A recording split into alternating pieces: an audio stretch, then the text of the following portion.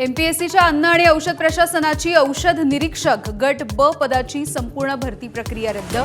परीक्षेमधील गैरप्रकार उघडकीस, लवकरच फेरपरीक्षा होणार।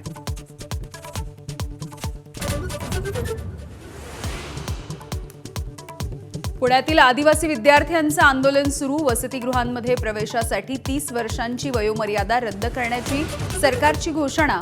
मात्र इतर मागण्यांविषयी आंदोलक ठाम।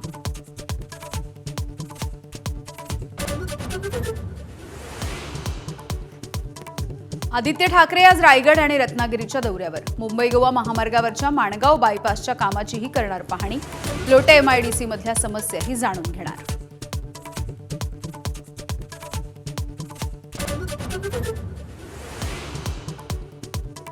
मुंबईमध्ये कंत्राटदार गजानन देवकाते यांची आत्महत्या। बिल थकल्यानं वर्षभरापूर्वी लिहिलं होतं कार्यकारी अभियंत्यांना पत्र। बिलासाठी 10 वेळा चक्कर मारावी लागत असल्याचा पत्रात उल्लेख।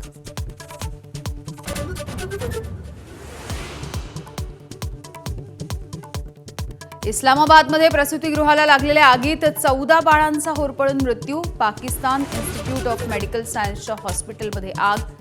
सकाळी 7 वाजता लागलेल्या आगीचं कारण अज्ञात। अमेरिकेनं व्हिसा देण्याची प्रक्रिया थांबवली। व्हिसा संबंधी सर्व दूतावासांना अमेरिकेकडून प्रशिक्षण सुरू। अर्जदारांना ईमेल करून मुलाखती थांबवल्याचंही कळवलं।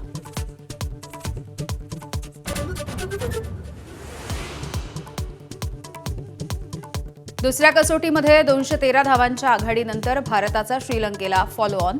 दुसऱ्या डावामध्ये लंकेचा पहिला गडी तंबूत। पहिल्या डावात आणि मानव सुतार आणि प्रसिद्ध कृष्णाच्या प्रत्येकी 3 विकेट्स।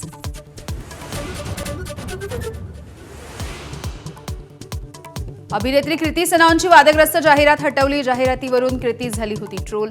महिलेच्या अभिव्यक्तीवरून ट्रोल करणं थांबवा, राहुल गांधींची पोस्ट। तर कंगना रनौतची मात्र टीका।